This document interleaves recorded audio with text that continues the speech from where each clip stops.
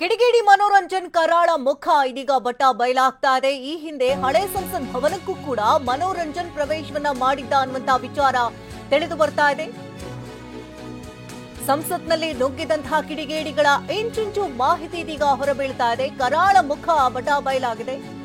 ಲೋಕಸಭಾ ಕಲಾಪದ ವೇಳೆ ಮೈಸೂರಿನ ಮನೋರಂಜನ್ ಅಲ್ಲಿಗೆ ಎಂಟ್ರಿಯನ್ನ ಕೊಟ್ಟಿರ್ತಾನೆ. ಈ ಸಂದರ್ಭದಲ್ಲಿ ಪ್ರತಾಪ್ ಸಿಂಹ ಕಚೇರಿಯಿಂದ ಪಾಸನ ಪಡ್ಕೊಂಡಿರ್ತಾನೆ. ಆಗ್ಲೂ ಕೂಡ ಪಾಸನ ಪಡ್ಕೊಂಡಿರ್ತಾನೆ. ಆಗ ಏಕಾಂಗಿಯಾಗಿ ಸಂಸತ್ ಭವನಕ್ಕೆ ಹೋಗಿರ್ತಾನೆ ಮನೋರಂಜನ್. ಇದೀಗ ಮೊನ್ನೆಯಷ್ಟೇ ಹೋಗಿ ಮತ್ತೆ ಪಾಸನ ಪಡ್ಕೊಂಡಿರ್ತಾನೆ ಈ ಆರೋಪಿ. ಹೊಸ ಸಂಸತ್ ಭವನ ವೀಕ್ಷಣೆ ಮಾಡ್ತೇನೆ ಅಂತ ಪಾಸ್ ಪಡೆದಿದ್ದ ಅನ್ನುವಂತಹ ವಿಚಾರ ಕೂಡ ಬಟಾಬಯಲಾಗಿದೆ. ಒಮ್ಮೆಯೂ ಸಂಸದ ಪ್ರತಾಪ್ ಸಿಂಹರನ್ನ ಭೇಟಿಯಾಗದ ಮನೋರಂಜನ್ ಪಾಸ್ ಪಡ್ಕೊಂಡಿದ್ದೆ ಒಂದು ರೀತಿ ವಿಚಿತ್ರ ಅನಿಸ್ತಾ ಇದೆ. ಮೈಸೂರು ಕೊಡಗು ಕ್ಷೇತ್ರದ ಬಿಜೆಪಿ ಸಂಸದ ಪ್ರತಾಪ್ ಸಿಂಹ ರಾಜೀನಾಮೆ ಕೊಡಬೇಕು ಅಂತ ಪಟ್ಟು ಹಿಡಿದಿದೆ ಈಗಾಗಲೇ ಕಾಂಗ್ರೆಸ್.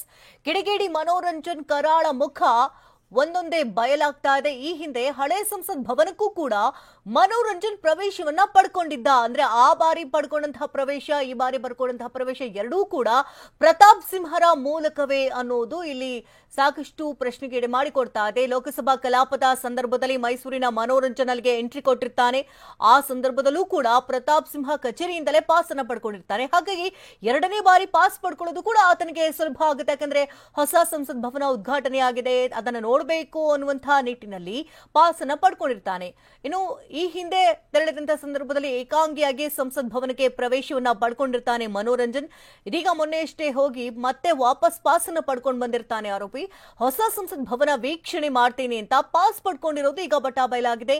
ಒಮ್ಮೆಯೂ ಕೂಡ ಪ್ರತಾಪ್ ಸಿಂಹರನ್ನ ಭೇಟಿಯೇ ಆಗಿಲ್ಲ ಈತ. ಆದ್ರೂ ಕೂಡ ಈತ ಪಾಸ್ ಪಡ್ಕೊಂಡಿರೋದು ಸಾಕಷ್ಟು ಪ್ರಶ್ನೆಗಳಿಗೆ ಎಡೆ ಮಾಡಿಕೊಡ್ತಾ ಇದೆ.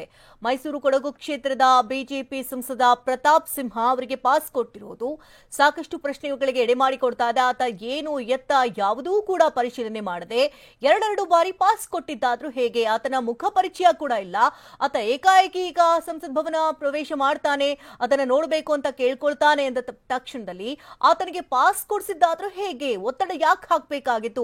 ಅಂತ ಅನಿವಾರ್ಯತೆ ಆದ್ರೂ ಏನಿತ್ತು ಅನ್ನುವಂತಹ ಪ್ರಶ್ನೆಯನ್ನ ಸಾಕಷ್ಟು ಮಂದಿ ಮಾಡ್ತಾ ಇದ್ದಾರೆ. ಈಗ ಇಡೀ ಪ್ರಕರಣದ ಏನಾದ್ರೂ ಹೆಚ್ಚು ಕಡಿಮೆ ಆಗಿದೆ, ಇದರ ನೇರ ಹೊಣೆಯನ್ನ ಪ್ರತಾಪ್ ಸಿಂಹರೇ ಹೊತ್ಕೊಳ್ಬೇಕಾಗಿತ್ತು. ಹಾಗಾಗಿ ಇಲ್ಲಿ ಲೋಪದೋಷಗಳು ಕೂಡ ಇಲ್ಲಿ ಕಂಡು ಬಂದಿರೋದ್ರಿಂದಾಗಿ ಪ್ರತಾಪ್ ಸಿಂಹ ರಾಜೀನಾಮೆಯನ್ನು ಕೊಡಬೇಕು ಅನ್ನುವಂತಹ ಮಾತುಗಳು ಕೇಳಿ ಬರ್ತಾ ಇದೆ.